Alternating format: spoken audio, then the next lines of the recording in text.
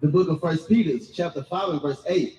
Be sober, be vigilant, because your adversary, the devil, as a roaring lion, walketh about, seeking whom he may devour. We have to be sober, brother, not drunk. You can't wake up drunk because Satan is out here like a roaring lion, trying to get who he can and devour him.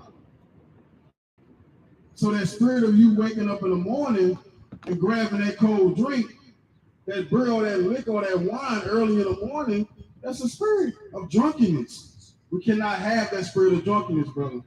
We have to be sober, vigilant. Thus said the Lord.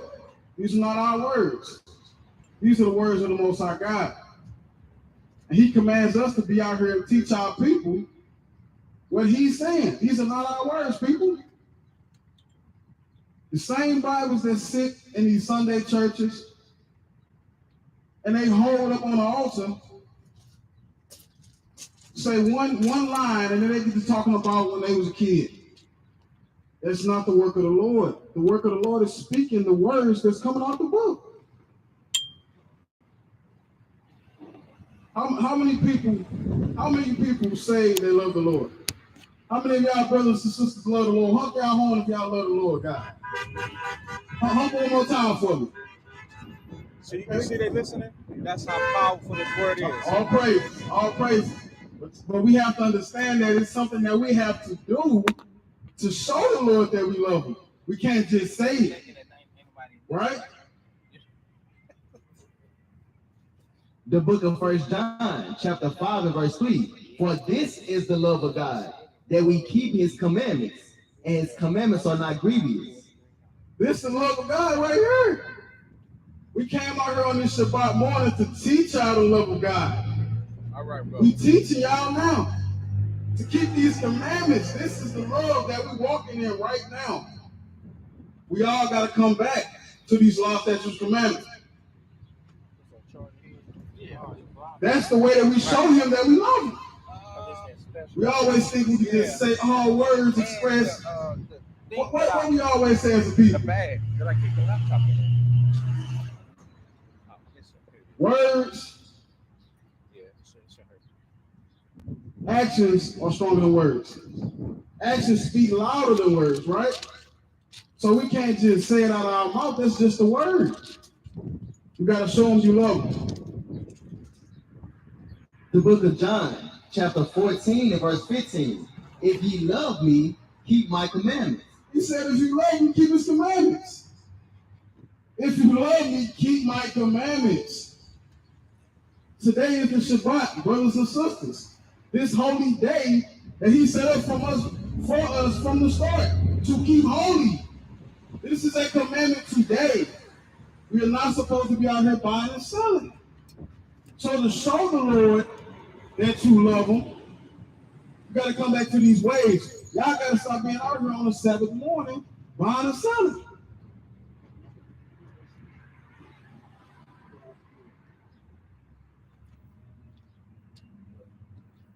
Go bring out the commandments. The book of Exodus, chapter 20 and verse 8. Remember the Sabbath day to keep it holy.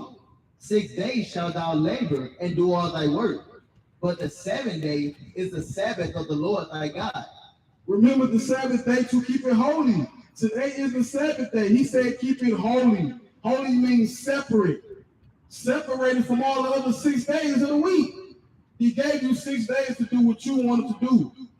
Work, sell, buy. He gave you that.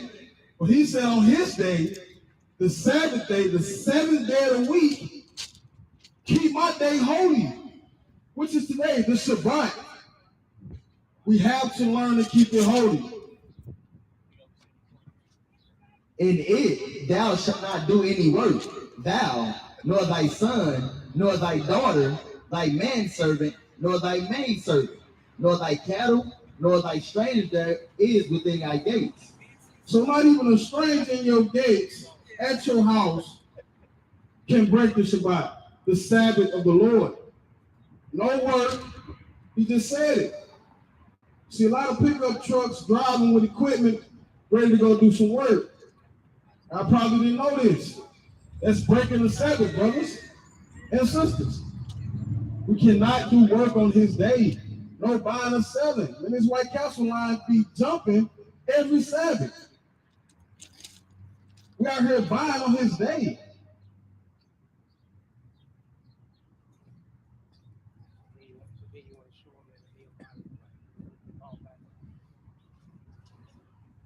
The book of Nehemiah, chapter 10 and verse 31. And if the people of the land bring ware or any victual on the Sabbath day to sell, that we will not buy it of them on the Sabbath day. We cannot buy on the Sabbath day. We cannot buy on the Sabbath day. Just get comfortable. Huh?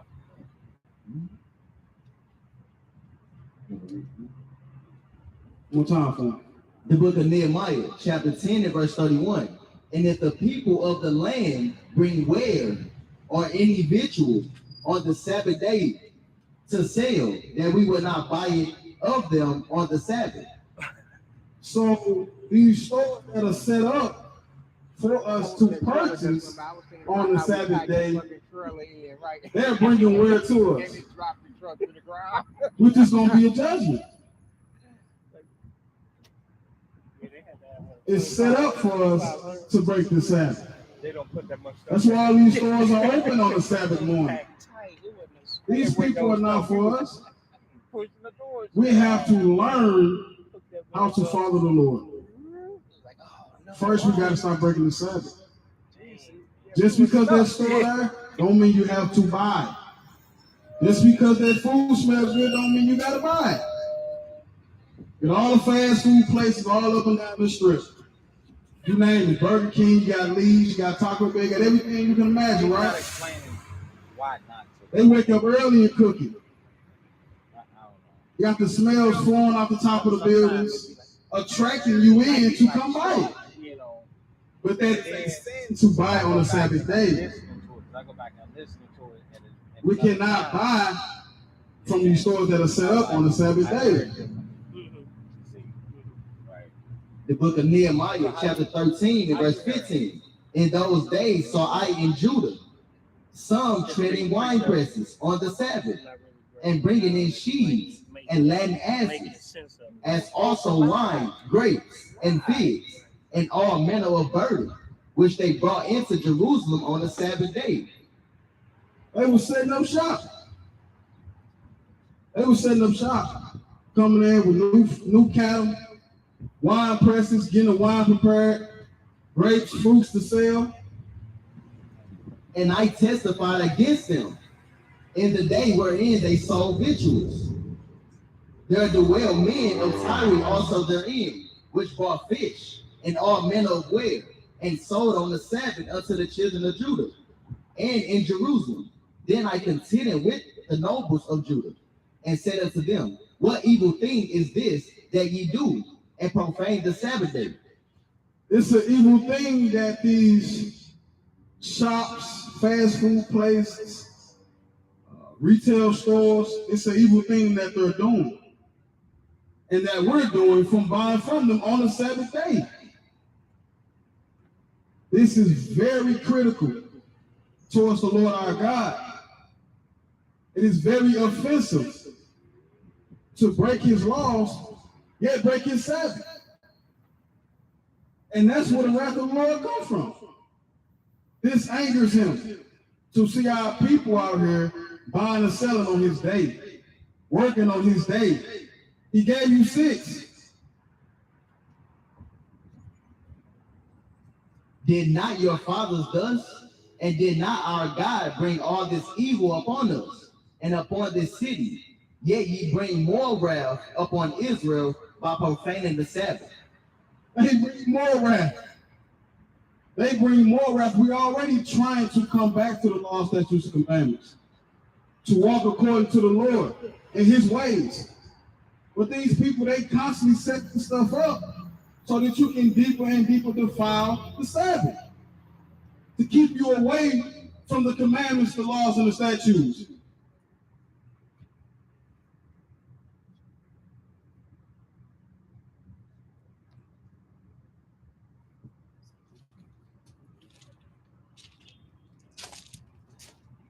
It was all a plan from the start. It was all a plan from the start, brothers and sisters. We're going to bring it out.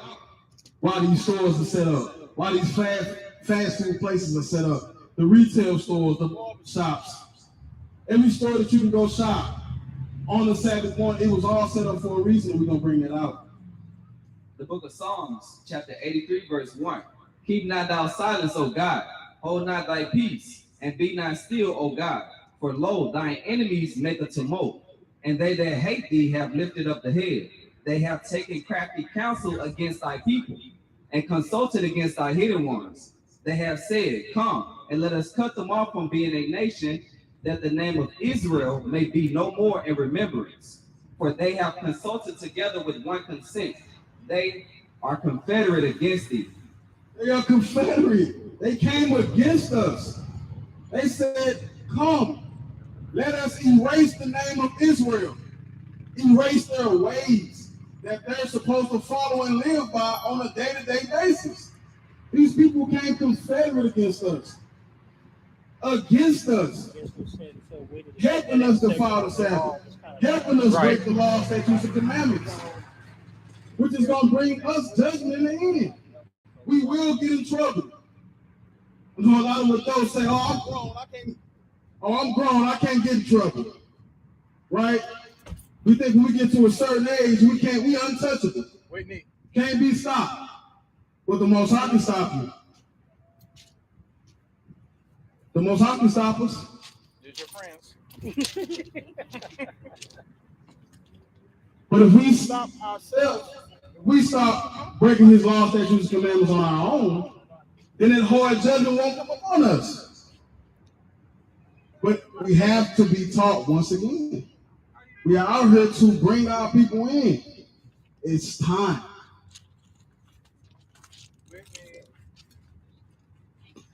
This is the book of 1 Corinthians, chapter 11, verse 31. For if we would judge ourselves, we should not be judged.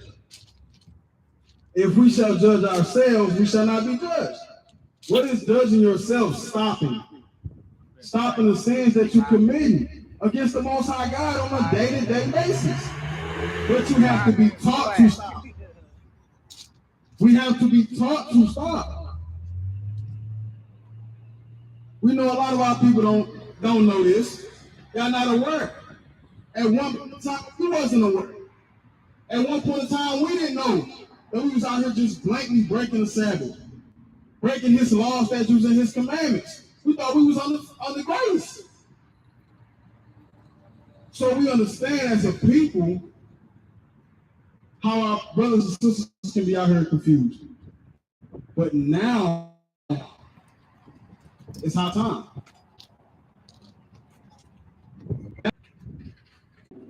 And prosperity. This life of lust, what you find is worthless.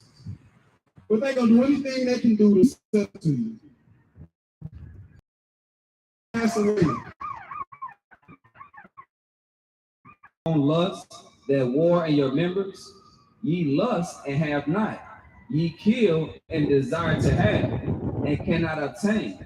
Ye fight and war, yet ye have not, because ye ask not. Ye ask and receive not, because ye ask amiss. We asking for things that are not according to the Most High's will. What he willing you to do and what he wants you to do, you don't want to do that. You want to do what you want to do and still be blessed. As a people, we've learned this bad trend. I prayed about it. Receiving all of this stuff that don't mean anything. But you're asking in a mess because you don't need it. How you doing, brother? How you doing?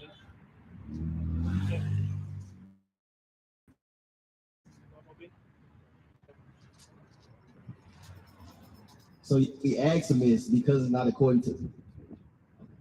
So back to the Sabbath. Book of Isaiah, chapter 1, verse. This is what we have to learn according to the scriptures, Israel. This is what we are here to tell our people. That they had to wash, they had to be clean and transform and renew their mind. Get that. They had to renew their mind. They had to come into a new mindset because the mindset that we in has got us in the state that we in. We live in this sin. We live in the transgression every day. And we in this condition because our mindset's we're not changing. We're not trying to change. So read that. This is the book of Isaiah, chapter 1, verse 16. Wash you, make you clean. So it said, wash you, make you clean. It's not talking about a bath. It's talking about washing your mindset from the wicked ways and learn the righteous ways so it can be clean. Put away the evil of your doings from before mine eyes. So put away the evil of your doing before my eyes, because nobody want to see you in that state. We care about you. We're trying to have compassion on you, like Christ had compassion on our forefathers back then. So we out here to teach you the grace, because grace is not a license to sin. Get that, Titus 2. Grace is not a license to sin. Grace is an opportunity to be taught the righteous ways according to the Bible, so you can live righteously and soberly in this present world. Keep going. Cease to do evil. Cease to do evil. Stop it. Give 1 Peter 4, because it suffice. Let it be enough. Let that lifestyle that you live be enough, because you're getting judged for the things that you're doing. You wondering why your car broke down on the side of the road. You wonder why you're getting evicted from your house. It's because of your ways. Yeah, 1 Peter 4, verse 3.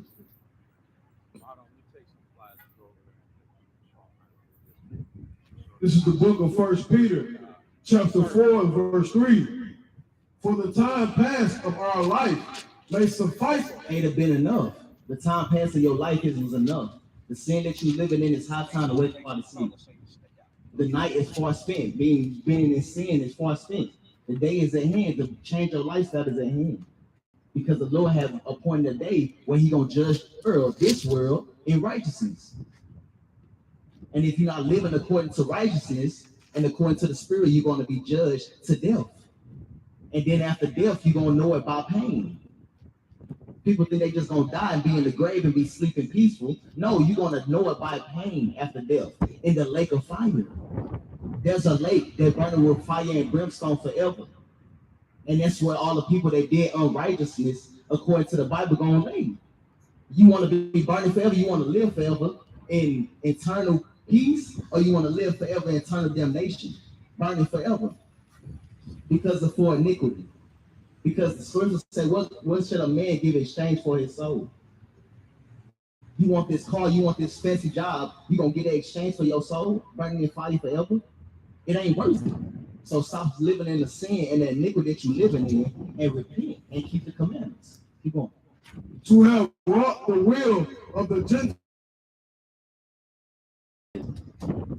None of the Gentiles, we work in the other nations. They want us to live in sin forever.